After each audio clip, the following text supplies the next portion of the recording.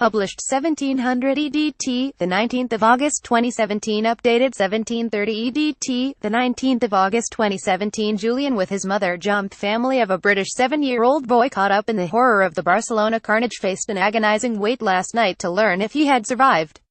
Julian Cadman's father, Andrew, arrived in Spain last night after flying overnight from his home in Australia to seek information from police and consular officials after the boy was officially described as missing by the Foreign Office. The boy's mother, Jumari, known as Jom, was still in hospital last night with serious injuries. Mr. Cadman's wife and son were in Spain for a family wedding when they were caught up in the van attack on Las Ramblas. A poignant photograph of the youngster, from Kent, proudly wearing an England football shirt, was taken just days before in the UK. His father, a 42-year-old cabinet maker, only found out about the attack on the radio last night, as Mr. Cadman visited the city morgue, where the bodies of victims of the atrocity are being held. Julian's family were bracing themselves for the worst. Social media appeals for information on the youngster were taken down yesterday.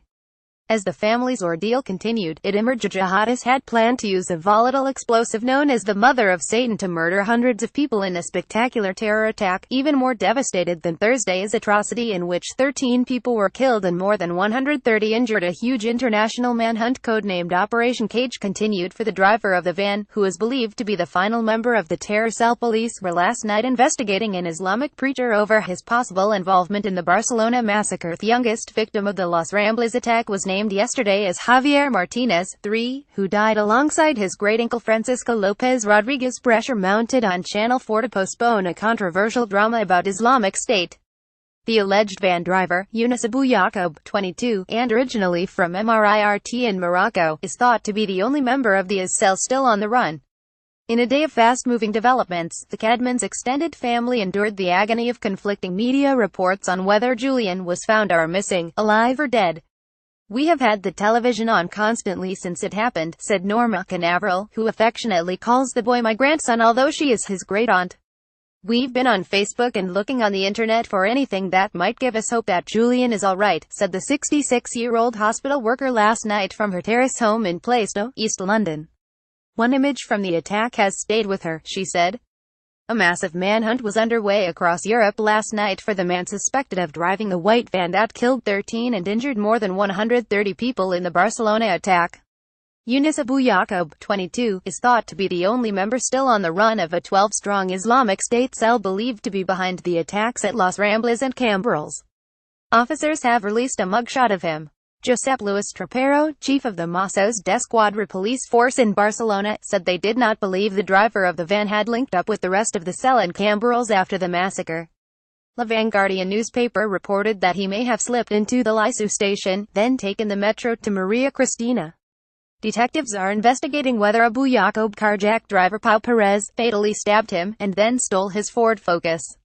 The car was driven through a police checkpoint at San Just Desván on Thursday evening, injuring a sergeant.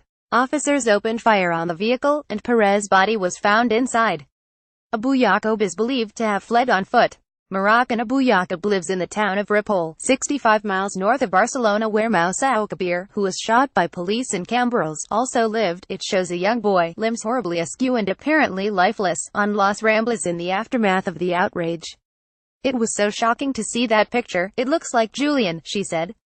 "I'm hoping and praying that it's not, but it looks very like him. And lying near to him is a woman who definitely looks like Jumari. Looking at this picture, I definitely fear the worst." Mrs. Canaveral's son Warlito, 30, and daughter Cristabel, 28, have been frantically calling relatives who had traveled to Barcelona for the family wedding. They haven't been able to get in touch with anyone. "It seems as though everyone's mobile is switched off after the attack," said Mrs. Canaveral.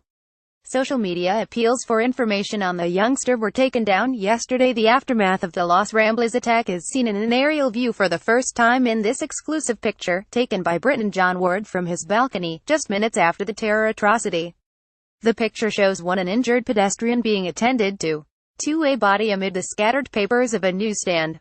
3. A casualty wrapped in an emergency foil blanket. 4. Medics tending a badly injured person next to the clearly damaged terrorists' van. 5. Another covered body. 6. A victim caught up in the horror. Mourners pay respects at a memorial with flowers, messages and candles to the victims on Barcelona's historic Las Ramblas promenade. Mourners light candles at a memorial tribute of flowers, messages and candles to the victims. Tributes. Police immediately cordoned off the city's Broad Avenue and ordered stores and nearby metro and train stations to close after the attack. All we can do is leave messages on social media and call anyone we can think of who might know something, but so far we've heard nothing.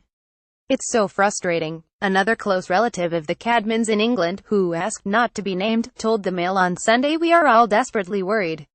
The family member said Jam, who had traveled with Julian to Barcelona for her niece's wedding, was undergoing further operations in hospital.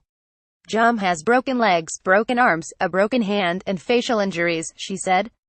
Last night police were searching the flat of an Islamic preacher, Abdelbaki Esseda, for samples of DNA and fingerprints to verify whether he was killed at the bomb factory where the cell had been preparing an attack with butane gas bombs.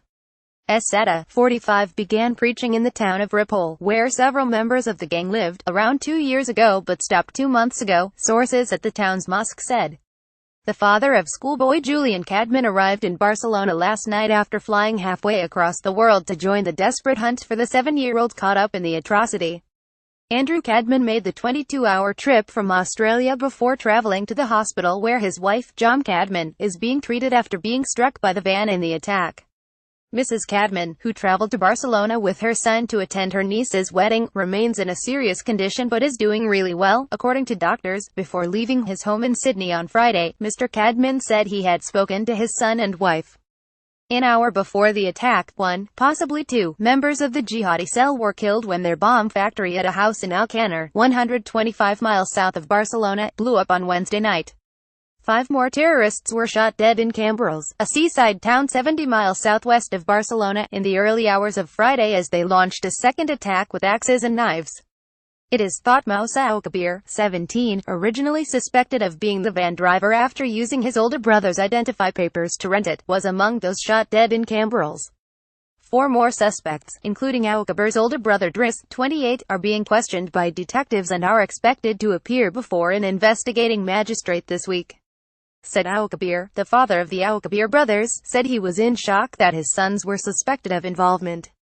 They had shown no sign of radicalization, he said at his home in Melawiyah, a village high in Morocco's Atlas Mountains. They lived like the young people of their age, dressed like them, he added. At the same time, countless individual acts of heroism continued to emerge. British tourist Harry Athwal risked his own safety by staying with a badly injured boy because the child reminded him of his own son. In one of the most poignant images of the outrage, Mr. Athwal was pictured kneeling next to the boy in Las Ramblas, despite being warned by police to move away in case there was a second attack. Mr. Athwal, 44, said he could not leave the bleeding and apparently lifeless body, even though he did not know the boy, because he was so like his own 8-year-old son, Kai. In a moving text message sent to his wife Harjinder, Mr. Athwal said, "When I look at him I cannot stop crying." In another message he added, "That was somebody's child, it was our kid," followed immediately by, "He was my kid." The project manager, from Great Bar, Birmingham, said he had been at a restaurant overlooking the busy street with his sister and 2 of her friends when they saw the van mowing down pedestrians. He told the Mail on Sunday, "It was the noise that first caught our attention, the thuds, and we saw this van coming at such speed throwing people in the air like they were just clothes. Within 4 or 5 seconds I knew what was happening and I said to the rest of my group, 'Stay here,' and ran down to the road. The first thing I saw was this boy lying in the middle of Las Ramblas. I went over to him and held him. His leg was bent and there were big chunks of blood on his head. He was not breathing. I tried to find a pulse and I kept my hand on his back for about 10 minutes.